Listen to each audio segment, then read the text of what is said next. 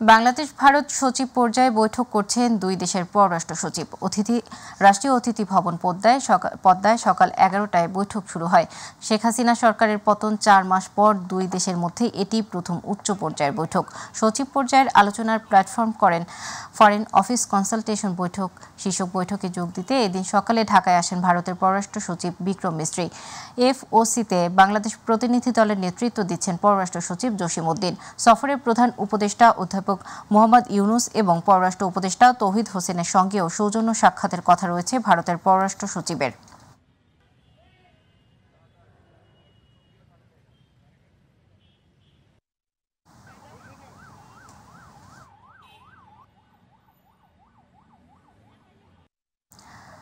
রাষ্ট্রীয় অতিথি ভবন পদ্মার সামনে রয়েছেন আমাদের সহকর্মী সাইদুর রহমান আবির। বৈঠকের সর্বশেষ খবর জানতে সরাসরি যাচ্ছে তার কাছে।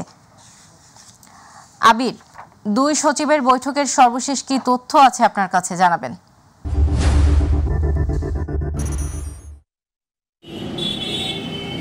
জি ধন্যবাদ। যেমনটা দর্শকদের উদ্দেশ্যে জানিয়েছিলেন এতক্ষণ যে বেলা 11টার দিকে এই বৈঠকটি শুরু হয়েছে, বৈঠকটি কিন্তু পূর্ব নির্ধারিত ছিল।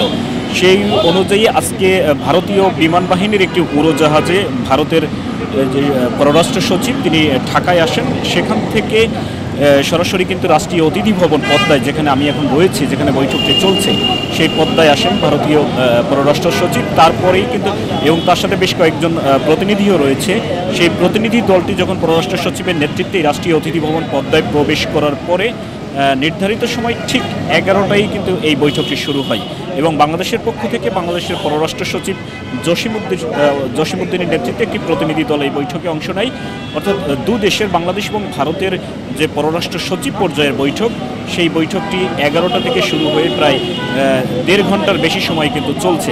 আমরা যতটা অনানুষ্ঠানিকভাবে জানতে পেরেছি যে দুপুর 1টা থেকে 1:15টার মধ্যে এই বৈঠকটি শেষ হওয়ার কথা রয়েছে। আর আপনি জানেন এবং দর্শকরাও জানে যে এই আওয়ামী লীগ সরকারের বিদায়ের পর যে অন্তর্বর্তীকালীন সরকার গঠন হয়েছে, সেই অন্তর্বর্তীকালীন সরকারের সাথে কিন্তু ভারত সরকারের পক্ষ থেকে বেশ 2-3টি টেকনিক্যাল মিটিং হলেও এরকম উচ্চ পর্যায়ের মিটিং কিন্তু এখনো হয়নি, যেটি আজকে এখন হচ্ছে পররাষ্ট্র সচিব পর্যায়ের যে এই যে উচ্চ পর্যায়ের একটি বৈঠক, এটি কিন্তু একদম প্রথম এই অন্তর্বর্তীকালীন সরকারের।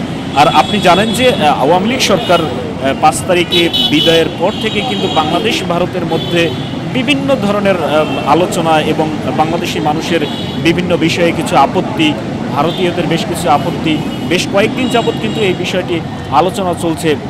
ভারতে যে বাংলাদেশের হাইকমিশন রয়েছে সেখানে হামলা, এদিকে বাংলাদেশের যে ভারতীয় হাইকমিশন রয়েছে সেখানে স্মারকলিপি প্রদান এবং বিভিন্ন ধরনের বেশ কয়েকটি ঘটনাও ঘটেছে। নিত্য পণ্যের উপরে প্রভাব, সব কিছু মিলিয়ে কিন্তু এই বৈঠকটি যেমনি এই অন্তর্বর্তীকালীন সরকারের জন্য এবং ভারত সরকারের জন্য, দুদেশের সরকারের জন্য যেমনি অত্যন্ত জরুরি ছিল, এবং এটি কিন্তু দুদেশের যে মানুষ রয়েছে, দুদেশের জনগণের জন্য কিন্তু অত্যন্ত জরুরি ছিল এই বৈঠকটি। আর এই বৈঠকের মধ্য দিয়ে অনেক সমস্যার সমাধান হওয়ার সম্ভাবনা রয়েছে বলে কিন্তু আমরা আগেই জানতে পেরেছি। যে বৈঠকটি এখন চলছে, এই বৈঠকের যে আলোচনার বিষয়গুলো হচ্ছে, যেটি আমরা গতকালকে আভাস পেয়েছি এবং এখানেও বিভিন্ন সূত্র থেকে যেটি আভাস পেয়েছি, যে গুরুত্বপূর্ণ বেশ কিছু বিষয়। আপনি জানেন যে এখন ভারতের মেডিকেল ভিসা ছাড়া অন্যান্য ভিসা দেয়া কিন্তু বন্ধ রাখা হয়েছে। সেই ভিসা ইস্যু নিয়ে আলোচনা হবে এবং সীমান্ত হত্যা নিয়ে আলোচনা হবে, দুদেশের পানি বন্টন চুক্তি নিয়ে আলোচনা হবে এবং নিত্য পণ্যের আমদানি রপ্তানির যে এটা চেইন, সেটি যাতে স্বাভাবিক থাকে সেটি নিয়েও কিন্তু এই বৈঠকে আলোচনা হবে। এবং দুদেশেরই, বাংলাদেশ এবং ভারতের দুদেশে যে হাইকমিশন রয়েছে, যে অবকাঠামোগুলো রয়েছে, যে ভবনগুলো রয়েছে এবং দুদেশেরই নাগরিক এদেশের 2 হাইকমিশনে নিযুক্ত রয়েছে, বাংলাদেশেরও রয়েছে, ভারতেরও রয়েছে। এগুলোরও কিন্তু নিরাপত্তা যাতে জোরদার করা হয় সে বিষয়টি আলোচনা করা হবে, আলোচনা হচ্ছে। আরেকটি বিষয় আপনাকে জানিয়ে রাখি, যেটি অত্যন্ত গুরুত্বপূর্ণ। পররাষ্ট্র উপদেষ্টা বেশ কয়েকদিন আগে বাংলাদেশি গণমাধ্যমে বলেছেন যে ভারতের গণমাধ্যমগুলো বাংলাদেশের বিভিন্ন বিষয় নিয়ে এক ধরনের গুজব বা অপপ্রচার চালাচ্ছে। সে বিষয়ে কিন্তু বাংলাদেশের মিডিয়াকে সতর্ক থাকার জন্য উনি বলেছিলেন। সতর্ক বলতে সেটি হচ্ছে যেটি সত্য সেটি যাতে সবসময় তুলে ধরা হয়। তো সব কিছু মিলিয়ে এই যে ভারত বাংলাদেশের পররাষ্ট্র সচিব পর্যায়ের যে উচ্চ পর্যায়ের প্রথম বৈঠকে অন্তর্বর্তীকালীন সরকারের আশা করা যাচ্ছে যে আর আধ ঘন্টা থেকে পৌনে 1 ঘন্টার মধ্যে শেষ হবে এবং এই বৈঠক শেষ হওয়ার পরই দুদেশের পক্ষ থেকে গণমাধ্যমের উদ্দেশ্যে, এখানে যারা উপস্থিত গণমাধ্যম রয়েছে তাদের উদ্দেশ্যে যে সংবাদ সম্মেলন করা হবে, যে একটি প্রতিক্রিয়া দেওয়া হবে, তার মধ্য দিয়ে আলোচনার কতটুকু ফলপ্রসূ হয়েছে, কতটুকু ফলপ্রসূ হবে এবং কী কী বিষয় নিয়ে আলোচনা হবে, পুরো বিষয়টি আমরা পরবর্তী সংবাদের মাধ্যমে দর্শকদের জানাতে পারবো বলে আশা করছি। এই ছিল আমার কাছে রাষ্ট্রীয় অতিথি ভবন থেকে বাংলাদেশ ভারত সচিব পর্যায়ের পররাষ্ট্র সচিব পর্যায়ের বৈঠকের সবশেষ। আবির, আপনাকে ধন্যবাদ। ভারতের আগরতলা অভিমুখে যৌথ লং মার্চ করার ঘোষণা দিয়েছে বিএনপির 3 সংগঠন যুবদল, স্বেচ্ছাসেবক দল ও ছাত্রদল। আগামী বুধবার রাজধানীর নয়াপল্টন থেকে এই লং মার্চ শুরু করবেন নেতাকর্মীরা। আগরতলায় বাংলাদেশের সহকারী হাইকমিশনে হামলা ও উস্কানিমূলক অপপ্রচারের প্রতিবাদে যৌথ এই কর্মসূচি পালন করবেন তারা। নয়াপল্টনে বিএনপির কেন্দ্রীয় কার্যালয়ে যুবদল, স্বেচ্ছাসেবক দল ও ছাত্রদলের জরুরি সংবাদ সম্মেলনে এইসব তথ্য জানানো হয়। যুবদলের সভাপতি মোনায়েম মুন্না জানান, বুধবার নয়াপল্টন থেকে যৌথ লং মার্চ করবেন 3টি সংগঠনের নেতাকর্মীরা। গন্তব্য হবে আখাউড়া সীমান্ত পর্যন্ত। 11 ডিসেম্বর ঢাকা টু আখাউড়া সীমান্ত পর্যন্ত লং মার্চ ভারতীয় আগ্রাসনের বিরুদ্ধে হবে। ভূখণ্ডের বিরুদ্ধে যে কোনো চক্রান্তে সোচ্চার থাকবো বললেন মুন্না। গত 8 ডিসেম্বর ভারতের হাই কমিশনে বাংলাদেশের দূতাবাসে হামলা, পতাকার অবমাননা, ভারতের মিডিয়ায় বাংলাদেশের বিরুদ্ধে চলমান তথ্য সন্ত্রাস এবং বাংলাদেশের অভ্যন্তরীণ বিষয়ে অযাচিত হস্তক্ষেপ থেকে বিরত রাখার দাবিতে স্মারকলিপি পেশ করেছি। আমরা একই দাবিতে আমাদের পরবর্তী কর্মসূচি ঘোষণা করছি। আগামী 11 ডিসেম্বর আমরা লং মার্চের ঘোষণা দিচ্ছি। জয় বাংলাকে জাতীয় স্লোগান ঘোষণা করে হাইকোর্টের দেয়া রায় স্থগিত চেয়ে রাষ্ট্রপক্ষের করা আবেদনের শুনানি হবে মঙ্গলবার আপিল বিভাগের পূর্ণাঙ্গ বেঞ্চে। সোমবার কার্যতালিকার 6 নম্বরে থাকা বিষয়টি শুনানির জন্য অতিরিক্ত অ্যাটর্নি জেনারেল ব্যারিস্টার অনিক হক মেনশন করলে বিচারপতি আশফাকুর ইসলামের নেতৃত্বাধীন 3 বিচারপতির আপিল বিভাগ বিষয়টি মঙ্গলবার পূর্ণাঙ্গ বেঞ্চে শুনানির জন্য নির্ধারণ করেন। 2020 সালের 10 মার্চ জয় বাংলাকে জাতীয় স্লোগান ঘোষণা করে রায় দেন বিচারপতি FRM নাজমুল আহসান ও বিচারপতি KM কামরুল কাদেরের সমন্বয়ে গঠিত হাইকোর্ট বেঞ্চ। বাংলায় দেয়া রায়ের আদেশের অংশে আদালত থাকবে বললেন, আমরা ঘোষণা করছি যে জয় বাংলা বাংলাদেশের জাতীয় স্লোগান হবে।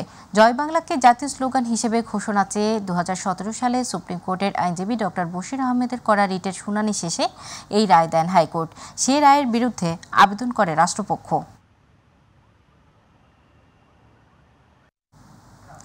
পল্টন থানার যুবদল নেতা শামীম হত্যা মামলায় সাবেক সচিব শাহ কামাল 2 দিনের রিমান্ডে।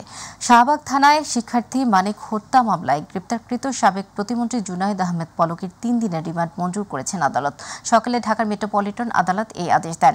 একই দিনে সাবেক মন্ত্রী কামরুল ইসলাম, রাশেদ খান মেনন, আবদুল্লাহ আল মামুন ও মশিউর রহমানকে বিভিন্ন থানার হত্যা মামলায় গ্রেপ্তার দেখানো হয়েছে।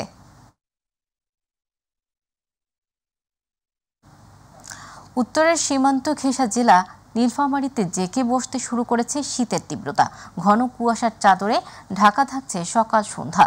কুয়াশায় আচ্ছন্ন রাস্তায় যানবাহনগুলো হেডলাইট জ্বালিয়ে চলাচল করছে। শীতজনিত রোগে আক্রান্ত হয়ে ছুটে আসছেন হাসপাতাল ও ক্লিনিকগুলোতে শিশু ও বয়োজ্যেষ্ঠরা। এ অঞ্চলে 13 থেকে 14 ডিগ্রি সেলসিয়াস তাপমাত্রা বিরাজ করছে। প্রতিনিধি আজিজুল ইসলাম বুলুর রিপোর্ট জানাচ্ছেন আতিকুর রহমান তিতাস। হিমালয়ের পাদদেশে অবস্থিত নীলফামারী। এবছর অগ্রহায়ণে হিমেল বাতাস আর ঘন কুয়াশার চাদরে ঢাকা জনপদে বাড়ছে শীতের তীব্রতা, ঝরছে কুয়াশা, সূর্যের দেখা মিলছে কম, ফলে শীতের দাপট ক্রমেই বাড়ছে। কুয়াশায় আচ্ছন্ন সড়কে দুর্ঘটনা এড়াতে যানবাহনগুলো হেডলাইট জ্বালিয়ে চলাচল করছে। ঘন কুয়াশা, হালকা বাতাস, এই ঠান্ডার কারণে হয়তো পেছাদার পাওয়া যাচ্ছে না। শীতজনিত রোগ, নিউমোনিয়া, সর্দি, কাশি, শ্বাসকষ্ট সহ নানা রোগে আক্রান্ত হচ্ছে শিশু, কিশোর ও বয়োজ্যেষ্ঠরা। চিকিৎসা নিতে ভিড় জমেছে হাসপাতাল ও ক্লিনিকগুলোতে। কালকে থেকে স্যালাইন 2টা গেল, ট্রিটমেন্ট চলতেছে, ডাক্তার আসিয়েছে, দেখতেছে, একটু সুস্থ বোঝা যাচ্ছে। সকালবেলা নিয়ে আইছি চিকিৎসা দেওয়ার জন্য। এখন পর্যন্ত পায়খানা প্রচুর করতেছে, এখন পর্যন্ত পায়খানা কমে নেই। অসাবধানতার কারণেই বেশিরভাগ শিশু ও বৃদ্ধরা শীতজনিত রোগে আক্রান্ত হচ্ছে বলে মনে করেন এই চিকিৎসক। শীতের সময় বাচ্চাদেরকে শীতের কাপড় পরায় রাখা, বিশেষ করে ছোট বাচ্চাদেরকে মাথায় টুপি পরানো, মোজা পরানো এবং ভোরবেলা এবং রাতের বেলা যদি বাচ্চাদেরকে ঘর থেকে বের করা না হয়, কুসুম কুসুম গরম খাবার খাওয়ানো হয় এবং ফ্রেশ ফলমূল যদি খাওয়ানো হয়, তাহলে কিন্তু এই অসুখগুলো থেকে অনেকটাই বাচ্চাদেরকে রক্ষা করা সম্ভব। শ্রমজীবী ও নিম্ন আয়ের শীতার্ত মানুষগুলো জীবন জীবিকার তাগিদে শীতের তীব্রতা উপেক্ষা করে ছুটছে খেতে খামারে। কয়েকদিনকার থেকে এখন শীত বা কুয়াশা বেশি, পানির মতো টপ টপ করে রাত্রেবেলা টিনের ঘরে আমরা বুঝতে পারি। শীতটা মনে করেন যে সূর্য ওঠা না পর্যন্ত, বেলা না হওয়া পর্যন্ত কোনো মাঠে কাজ কামে যাওয়া যাচ্ছে না। আমরা এই ঠান্ডার কারণে কাজ করতে পারিছি না, সূর্য দেখা যাচ্ছে না, আজকে থেকে শুরু হয়ে গেছে। সৈয়দপুর বিমানবন্দর আবহাওয়া অধিদপ্তর জানিয়েছে এই অঞ্চলে 13 থেকে 14 ডিগ্রি সেলসিয়াস তাপমাত্রা ওঠানামা করছে। আতিকুর রহমান তিতাস, মাই টিভি। আজ 9 ডিসেম্বর বেগম রোকেয়া দিবস। বাংলার নারী জাগরণের অগ্রদূত বেগম রোকেয়ার জন্ম ও মৃত্যুবার্ষিকী। বিভিন্ন কর্মসূচির মধ্য দিয়ে দিনটি পালন করবে মহিলা ও শিশু বিষয়ক মন্ত্রণালয়। দিবসটি উপলক্ষে পৃথক বাণী দিয়েছেন রাষ্ট্রপতি মোহাম্মদ শাহাবুদ্দিন ও প্রধান উপদেষ্টা অধ্যাপক ডক্টর মোহাম্মদ ইউনুস। নারী জাগরণের অগ্রদূত বেগম রোকেয়া 1880 সালের 9 ডিসেম্বর রংপুরের পায়রাবন্দে জন্মগ্রহণ করেন। 1932 সালের একই দিনে তিনি মারা যান। তার জন্ম ও মৃত্যুর দিনটি রোকেয়া দিবস হিসেবে পালন করে বাংলাদেশ।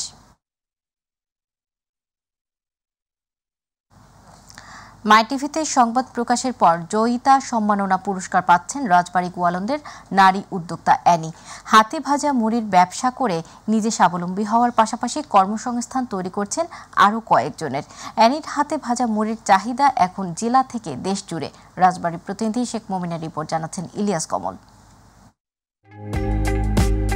মেশিনে তৈরির মুড়ির দাপটের দিনে হাতে ভাজা মুড়ি তৈরি করে স্বাবলম্বী হয়েছেন রাজবাড়ী গোয়ালন্দের নারী উদ্যোক্তা অ্যানি। গত 9 মে এ নিয়ে সংবাদ প্রতিবেদন প্রচার করে মাই টিভি। সংবাদ প্রকাশের পর স্থানীয় প্রশাসনের নজরে আসে এবং বেগম রোকেয়া দিবসে জয়িতা সম্মাননা দেওয়ার সিদ্ধান্ত নেয় রাজবাড়ীর স্থানীয় প্রশাসন ও গোয়ালন্দ উপজেলা মহিলা বিষয়ক কর্মকর্তার কার্যালয়। পুরস্কারের খবর ছড়িয়ে পড়লে আনন্দ প্রকাশ করেছেন এলাকাবাসী। এ সময় মাই টিভিকে ধন্যবাদ জানান তারা। একজন নারী উদ্যোক্তা হিসেবে সে যে পরিমাণ মুড়ি ফরমালিন মুক্ত, কেমিক্যাল মুক্ত পদ্ধতিতে মুড়ি ভাজছে, তাতে গ্রামের মধ্যে অনেক প্রচারণা ছড়িয়ে গেছে। যখন স্বামী অকর্ম হয়ে যায় তখন স্বামীকে পাশে দাঁড়ানোর জন্য, সংসারটাকে উন্নয়ন করার জন্য তিনি কিন্তু একটি উদ্যোগ গ্রহণ করে স্থানীয় মহিলা অধিদপ্তরের পরামর্শে। তাকে একজন সফল উদ্যোক্তা হিসেবে তাকে নির্ধারণ করেছে। এজন্য যারা এই কর্তৃপক্ষ আছে তাদেরকে ধন্যবাদ জানাই, বিশেষ করে মাই টিভিকে ধন্যবাদ জানাই যে মাই টিভি সেই গ্রামের প্রত্যন্ত অঞ্চল থেকে সেই এনিকে তুলে নিয়ে আসছে আজকে সবার সামনে। আমার কাছে অনেক ভালো লাগতেছে। বেটার বউ একটা উপজেলা একটা পুরস্কার পাবে, তাহলে কত নাম আমাদেরও ভালো লাগতেছে, ভালো লাগতেছে। আমরা তো আর কোনোদিন ই করি নেই, সে এখন নারী হিসেবে প্রথমে যেহেতু আমি ই করছে, তার সাথে আমরা একটু ভালো পাইতেছি, সাহস পাইতেছি, মনে হইতেছে আমরাও এখন কিছু করবে পারবো। জয়িতা পুরস্কার পাওয়ায় মাই টিভির প্রতি কৃতজ্ঞতা প্রকাশ করেছেন উদ্যোক্তা অ্যানিও। জয়িতা পুরস্কারটা পেতে যাচ্ছি, এজন্য মাই টিভিকে অনেক ধন্যবাদ। কারণ মাই টিভির কারণে আজকে আমি অ্যানি সব জায়গায় পরিচিত হয়েছি, বা আমার উদ্যোগটা যে কাজে লাগছে মাই টিভির মাধ্যমে এটা প্রচার হয়েছে। মাই টিভিকে এই জন্য অনেক ধন্যবাদ। নিজে কর্মসংস্থানের পাশাপাশি আরও নারী পুরুষের কর্মসংস্থান সৃষ্টিতে ভূমিকা রাখায় এনিকে এই পুরস্কারের জন্য মনোনীত করা হয়েছে জানিয়েছে প্রশাসন। মাই টিভি আমরা দেখেছি যে সবসময় মাই টিভি যে তৃণমূলের খবরগুলো তুলে নিয়ে আসে, যেগুলো এক একটি উদাহরণ হিসেবে মানুষ ব্যবহার করতে পারে। সেরকমই একটি নিউজ হচ্ছে এই এনি আক্তারের মুড়ির ব্যবসার যে গল্পটি, সেই গল্পটির মাধ্যমে আসলে সারা বাংলাদেশে একটি প্রভাব পড়বে এবং অনেক দুস্থ নারী রয়েছেন যারা অল্প পুঁজি দিয়ে ব্যবসা করে নিজেরা স্বাবলম্বী হতে চান, তাদের জন্য একটি উদাহরণ সৃষ্টি করবে মাই টিভির এই নিউজ। এনির সফলতা অন্য নারী পুরুষকে নিজের স্বাবলম্বী হয়ে উঠতে অনুপ্রেরণা যোগাবে মনে করেন স্থানীয়রা। ইলিয়াস কমল, মাই টিভি। সমাজে সুবিধাবঞ্চিত, নির্যাতিত ও অসহায় নারীদের অবস্থার উন্নয়নে কাজ করে বেগম রোকেয়ার স্বপ্ন বাস্তবায়নে ভূমিকা রাখতে নারীদের প্রতি আহ্বান জানিয়েছেন প্রধান উপদেষ্টা প্রফেসর ডক্টর মোহাম্মদ ইউনূস। সকালে রাজধানীর ওসমানী মিলনায়তনে বেগম রোকেয়া পদক প্রদান অনুষ্ঠানে যোগ দিয়ে তিনি একথা বলেন। বেগম রোকেয়ার কর্ম ও আদর্শের মূলমন্ত্রে উজ্জীবিত হয়ে নারীদের উন্নয়নে নিজেদের সম্পৃক্ত করায় বেগম রোকেয়া পদকপ্রাপ্তদের আন্তরিক অভিনন্দন জানান তিনি। এবার জাতীয় জীবনের বিভিন্ন ক্ষেত্রে অবদানের জন্য 5 বিশিষ্ট নারী বেগম রোকেয়া পদক প্রদান করা হয়।